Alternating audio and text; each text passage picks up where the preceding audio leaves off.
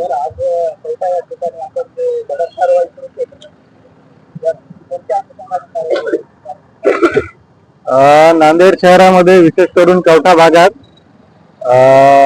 अपघातांचे प्रमाण वाढले आहे। नुकताच एक अपघात झाला ज्याच्यात अपघाती दोघा जणांचा मृत्यू झालेला आहे। त्याच्यामुळे वाहनांवर कारवाई सुरू केली आहे। पोलिसांनी आरटीओ प्रशासनाकडून कंबाईन कारवाई आहे।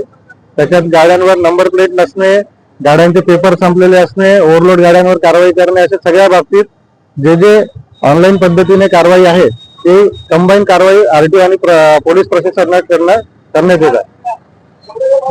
काय सांगायचं या ठिकाणी आज प्रादेशिक परिवहन विभाग आणि पोलीस विभागातर्फे कारवाई सुरू आहे। अपघाताचे आणि ट्रॅफिक जामचे प्रमाण वाढलेले आहे।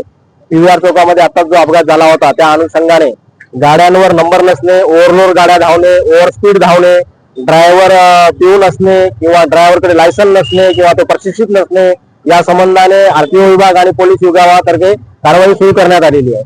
सर्व हायवा चालक आणि ट्रक चालक यांना सक्त सूचना आहे की आपल्या हायवावर जर मागून नंबर नसेल, रिफ्लेक्टर नसेल आणि बॉडीच्या वर जर माल भरलेला असेल, मग तो मुरुम असेल किंवा गिटी असेल, तर त्याच्यामध्ये फक्त चलन होणार नाही तर त्याच्यामध्ये जरूर एफआयआर होईल। तर आपण एफआयआर होईल याची दक्षता घ्या, कारण तुम्ही जर बॉडीच्या वर माल भरला किंवा रिफ्लेक्टर जर लावले नाही किंवा मागून जर नंबर नसेल गाडीला तर त्याच्यावर 100% एफआयआर करण्यात येईल।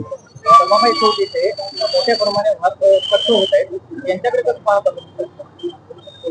ग्रामीण हद्दीमध्ये पीव्हीआर चौक झाला, मामा चौक किंवा बीडीडीएस ऑफिस किंवा ढवळे कॉर्नर या ठिकाणी जे जॅमिंग होत आहे त्या निमित्ताने आम्ही पत्रव्यवहार करण्यात आलेला आहे। गतिरोधक बसवणे आणि ढवळे कॉर्नर कडून लातूर फाट्याकडे येणाऱ्या ठिकाणी हाईट बॅरिकेड जे आहे ते महत्वाचं आहे। तर हाईट बॅरिकेड बसवण्या संबंधाने पण आम्ही महानगरपालिकेशी पत्रव्यवहार केलेला आहे। नजीकच्या काळामध्ये त्या ठिकाणी आम्ही हाईट बॅरिकेड आणि पीव्हीआर चौकामध्ये गतिरोधक हे बसून घेणार आहोत।